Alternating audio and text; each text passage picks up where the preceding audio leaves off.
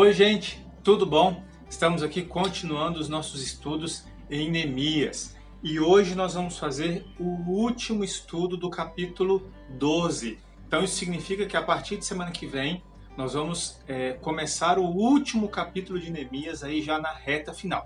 Se você tem alguma sugestão, alguma ideia de algum livro da Bíblia que a gente possa dar sequência a esses estudos depois que nós terminarmos Neemias, por favor, escreva aí nos comentários, a gente vai pensar junto, refletir sobre qual a melhor proposta, mas eu gostaria de ouvir o comentário de vocês, o que vocês gostariam, ou qual livro da Bíblia vocês têm algumas dúvidas, alguns questionamentos, para a gente poder seguir essa ideia aqui de pegando blocos pequenos, fazendo vídeos, explicando aquele texto, o contexto em que aquilo foi escrito e as lições que a gente pode trazer para os nossos dias e para a nossa vida, tá bom? Então, coloca aí nos comentários a sua sugestão e a gente vai ver aí, estudar e fazer uma votação, quem sabe, qual que vai ser o nosso próximo livro para os estudos aí, tá bom? Então, nós estamos hoje no capítulo 12, dos versículos 44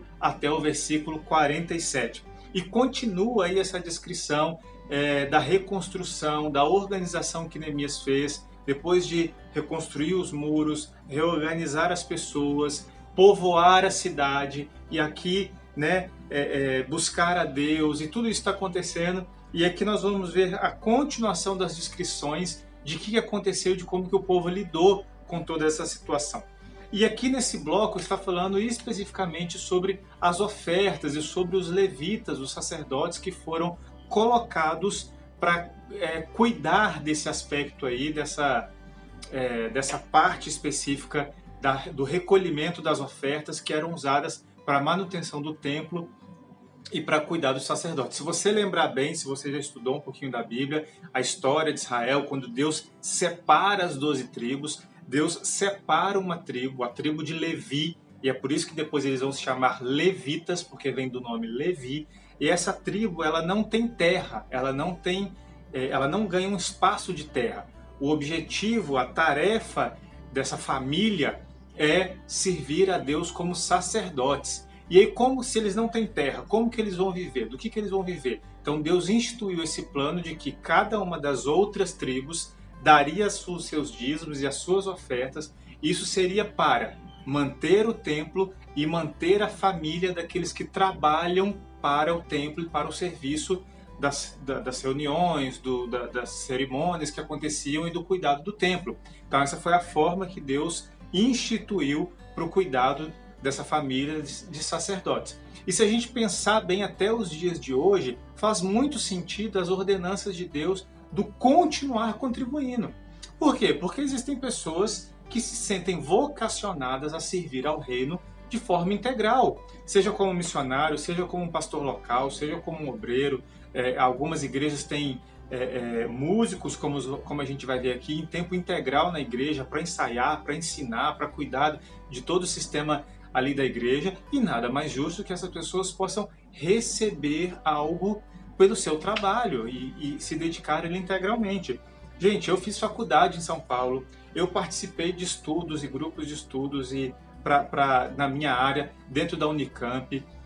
Eu trabalhei 10 anos profissionalmente com circo, eu tenho várias aptidões, eu ganhei dinheiro com outras coisas, eu sei fazer um monte de coisa, sei fazer bem, mas eu senti que Deus me chamou para um ministério de tempo integral, onde eu ia servir como missionário, como pastor. Então eu abri mão de tudo isso, de todas as possibilidades que vinham disso para servir a Deus. E a palavra de Deus fala que pessoas que, assim como eu, fazem isso, devem e podem receber o seu sustento, porque digno trabalhador é do seu trabalho quando ele está servindo ao reino também. E aí, quando a gente dá os nossos dízimos, quando a gente dá as nossas ofertas, o que a gente está fazendo?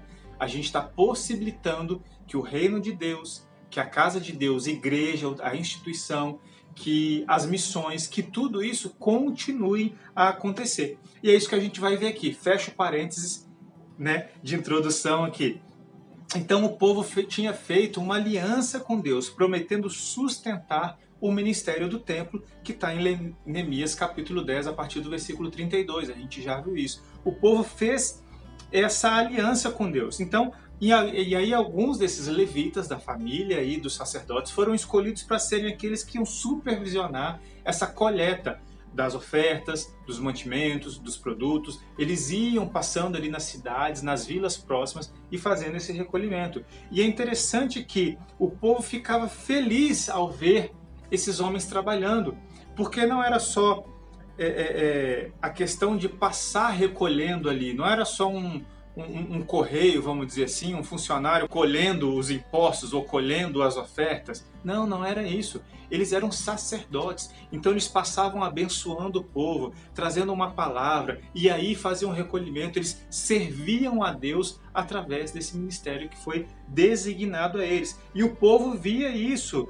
e aí o povo obedecia em alegria. E é muito interessante porque essa fala do livro de Neemias aqui, dizendo que o povo ofertava com alegria, casa lá com a palavra de Paulo depois em 2 Coríntios, falando, olha, quando você ofertar, faz isso com alegria, define um valor no seu coração e faz isso com alegria, não com tristeza ou por obrigação.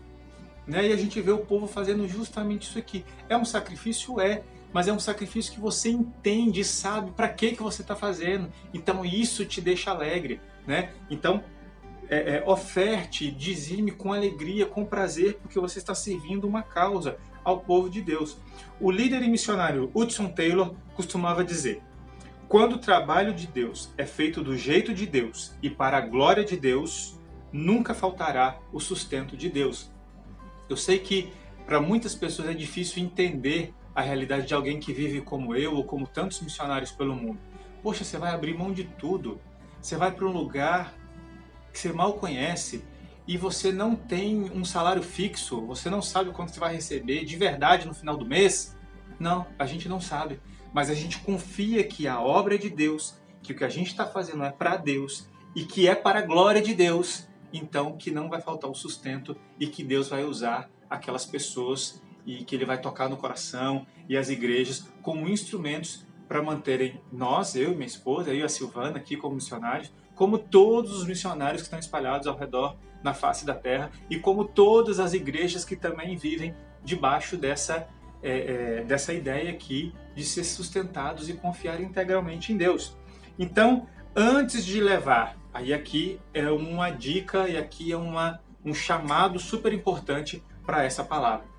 Antes de levar nossas ofertas materiais ao Senhor, devemos entregar e consagrar o nosso ser a Ele, que casa um pouquinho com o que a gente falou semana passada também. Deus vai usar, se você não é uma pessoa consagrada, se você é uma pessoa... Deus vai fazer seu dinheiro ser abençoado e abençoar alguém? Deus vai, porque Deus é poderoso. Mas não é muito melhor quando você está consagrado para a obra de Deus e você consagra tudo aquilo que você tem e você vê pessoas sendo abençoadas dentro desse processo? Não casa tudo muito mais bonitinho, não fica muito mais amarradinho? Então antes ou junto de você consagrar os seus bens, consagre a sua vida, comece por você. Tinha uma musiquinha da minha época muito interessante que falava, começar em mim quebra corações, para que sejamos todos um como tu és em nós. Né? É muito fácil a gente ficar apontando, falando dos outros, criticando. Quem critica nunca quer resolver o problema. Quem critica quer só aliado, para falar mal junto. Né? Mas então olha para você, a começar em mim, Senhor, gera uma transformação, a começar em mim começa a mudar as coisas que precisam ser mudadas. E aí você vai poder abençoar com a sua vida, com o seu testemunho, com seus recursos, e você vai poder ver a obra de Deus acontecendo. E você vai poder se alegrar muito mais, por quê? Porque você vai poder falar, eu faço parte disso. Eu faço parte da obra que Deus está fazendo aqui, ali, lá, com quem você estiver envolvido. E eu espero que você esteja sendo abençoado e que essas palavras te animem, te revigorem e façam com que você viva cada vez mais no centro da vontade de Deus. Um grande abraço, até semana que vem. Tchau, tchau.